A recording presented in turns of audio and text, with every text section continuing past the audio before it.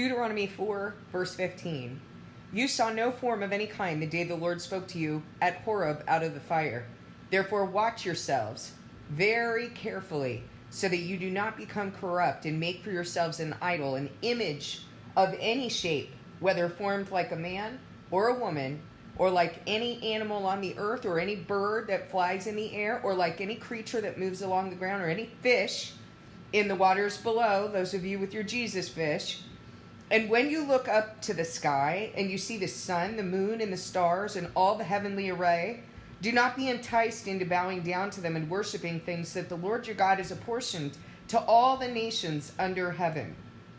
But as for you, the Lord took you and brought you out of the iron smelting furnace, out of Egypt, to be the people of his inheritance as you now are. Zephaniah chapter 1, verse 4.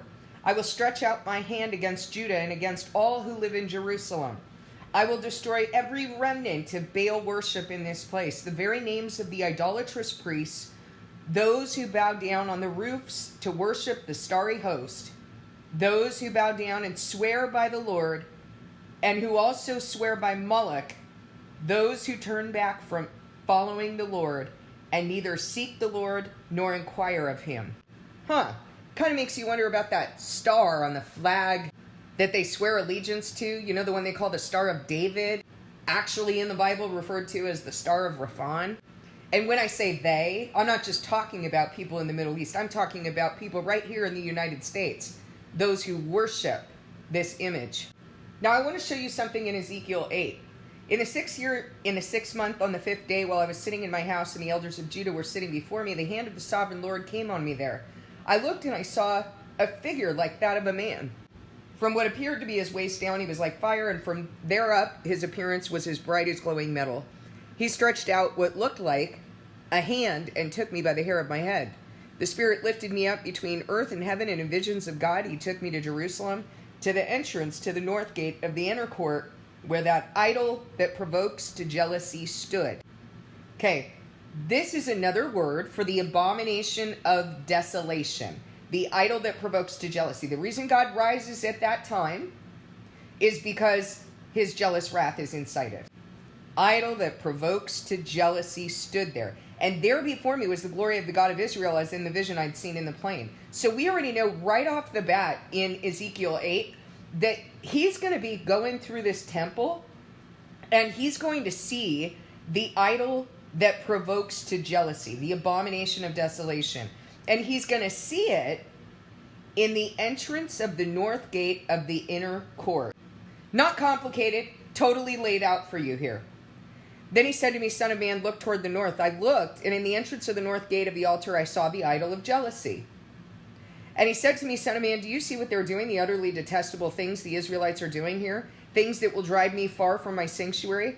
But you will see things that are even more detestable. Now Ezekiel's going through the third temple. What do you know of the third temple, people of God?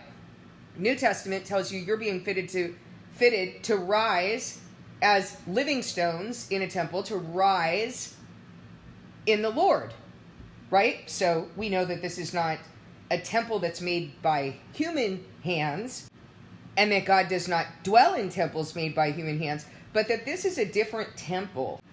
Never mind what counterfeit Christianity is telling you about some temple that's going to be built in the Middle East, because God has already told you the fulfillment of what it is to be a temple are those in whom he resides. Jesus told the woman at the well, a time is coming and has now come when true worshipers are not going to worship in the temple, not in Jerusalem. They're going to worship in the spirit and in truth, because you have been called a temple, and we collectively have been called a temple. A temple is where God chooses to dwell. And his intention has never been to be bound in an ark, to be bound in a tabernacle, to be bound in a building structure, and not even to necessarily be bound in us, but among us, to dwell among us. But he has established this symbolism in order for us to understand what it is for him to dwell among us. Not because he's ever been actually bound in a physical structure, whether that be an ark, a tabernacle, a building structure, a human being, or a group of human beings. The intent is for him to Teach us what it is for him to dwell among us. As we read chapter 8 of Ezekiel, keep that in your heart, that what he's talking about is his people. And he said to me, Son of man, do you see what they're doing? The utterly detestable things that the Israelites are doing here? Things that will drive me far from my sanctuary, but you will see things that are even more detestable. Then he brought me to the entrance to the court. I looked and I saw a hole in the wall. He said to me, Son of man, now dig into the wall. So I dug into the wall and I saw a doorway there. And he said to me, go in and see the wicked and detestable things they're doing there.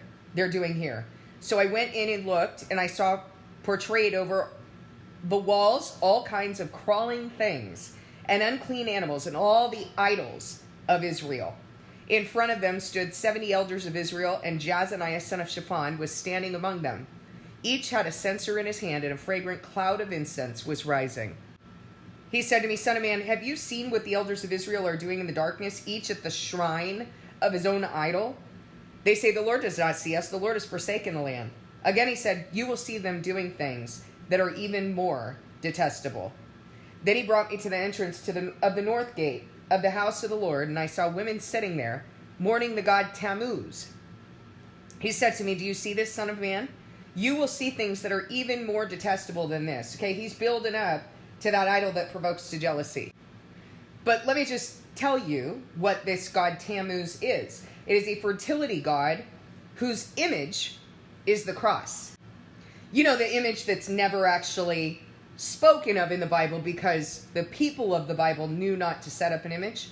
The image that was set up by the harlot Catholic Church through Constantine the Fake, who claimed after winning that battle at the Milvian Bridge, not before, that he received a vision, a revelation from Jesus in which Jesus said, by this sign you will conquer, aka by this image you will conquer. Would Jesus have said that, people of God? No, he wouldn't. Tell me, where did you get that image that's hanging around your neck? Where did you learn to wear that image? You learned it from your harlot mother, the harlot Catholic Church. And if that is your mother, if you engage in the practices of that harlot, that makes you her prostitute daughter. Do you understand that? So you need to discern it and you need to repent. That is an image. So are the little statues that you set up in your nativity scenes at Christmas, which is a counterfeit holy day. Any Christmas in the Bible? No Christmas in the Bible. You know what that's based on? The god Mithras that has always been worshipped in Roman culture. Tammuz, the sun god, Mithras and Tammuz, both sun gods. Tammuz with the image of the cross. He then brought me into the inner court of the house of the Lord, and there at the entrance of the temple, between the portico and the altar, were about 25 men with their backs toward the temple. So they're turned away from God. Their backs are toward the temple of the Lord, and their faces toward the east. They were bowing down to the sun in the east. What did he say? Don't worship. You think he might have warned ahead of time for good reason? When you feel enticed to worship the starry hosts, don't do it. And when you look up to the sky and see the sun, moon, and stars, all the heavenly array, do not be enticed into bowing down to them and worshiping things the Lord your God has apportioned to all the nations under heaven.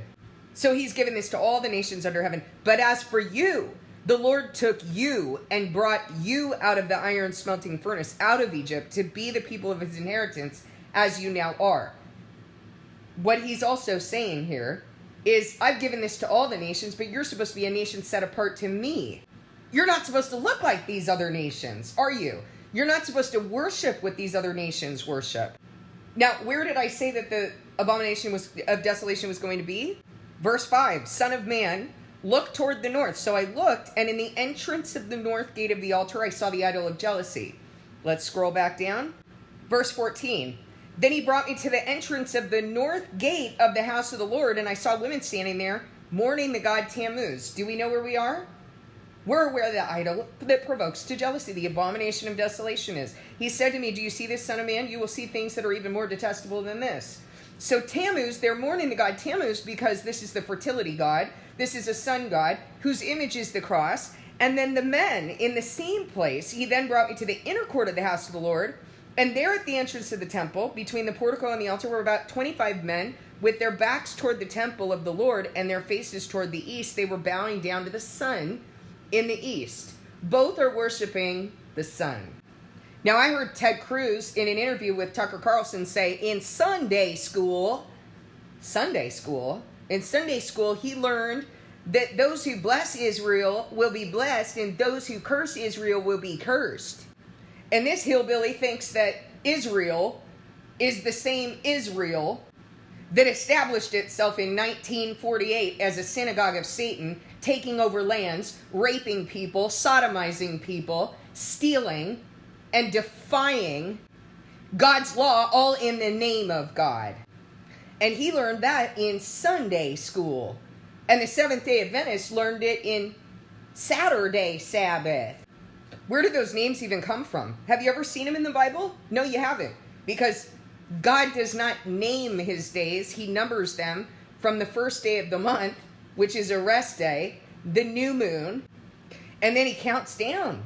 So the first day being a rest day, and then the next 6 days you're going to work, and then the seventh day you're going to rest, and then you're going to work another 6 days, and then you're going to rest on the seventh day. That is what God established. So where did Sunday come from? Where did Saturn Day come from? Where did Moon Day come from? Shouldn't be too hard to find it. It came from the Romans. And so how did that enter the beautiful land? How did this start to become a so-called Christian teaching?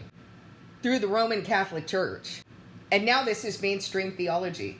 Now this is mainstream teaching in so-called Christianity, because the Antichrist established itself in the beautiful land, as you are taught in Daniel 11. You think you don't worship the sun? You think you don't worship the starry hosts? Well, you've been tricked. Go discern what you've been doing with God.